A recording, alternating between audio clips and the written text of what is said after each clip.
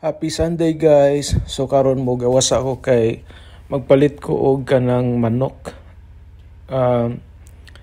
Nahurot na di akong manok sa ref kay gisagol na ako sa akong giluto nga munggos. So syempre, bago ta mo gawas, pahumot sa ata kani akong pahumot nga gipalit sa Dubai. Arabic nga pahumot. Nindot pud siya. Honestly, wa pa ko naligo ana. So, iniguli na ako maligo kay medyo tugnaw man gud.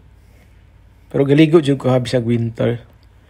So pag human nagsakay kog taxi paingon sa akong atuan kay wala pa ko ni diretso og adto sa grocery. Nasa ko gi lakwan kay wala na pud koy kana bang dots ba nga pampalit diri, kailangan ako magpakambyo. So mo na itsura sa Samarkand, Uzbekistan guys. Sa mga wala kabalo, ang Uzbekistan nana siya sa Central Asia.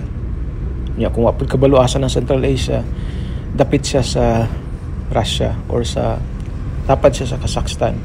So mo na itsura sa ilang city.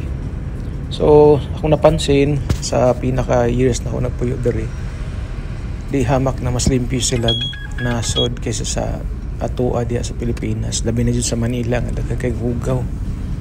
Unya kuan po ang ilahang nasod ka ng mas kuan ba mas ano sa tawag ani, mas tahimik siya. Unya dire ninaog ko sa taxi kay akong lakwon tong tindahan na akong atuan. So baktas ko diha medyo tugnaw gyapon kay winter, so kailangan mag jacket. Unya nindot sa ilang palibot sad, labi na gyud og kana bitawng ano sa tawag ani, autumn kanang change ang color sa mga dahon ba, nindot kina siya tan-awon kanang mura kag nasa salida.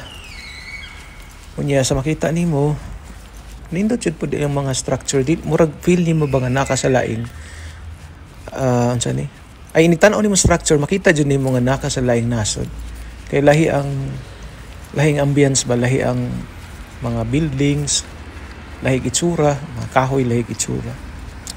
So kaning akong gibaktasan, actually ang kilid ani ko ni siya kanang eskwelahan, medical school.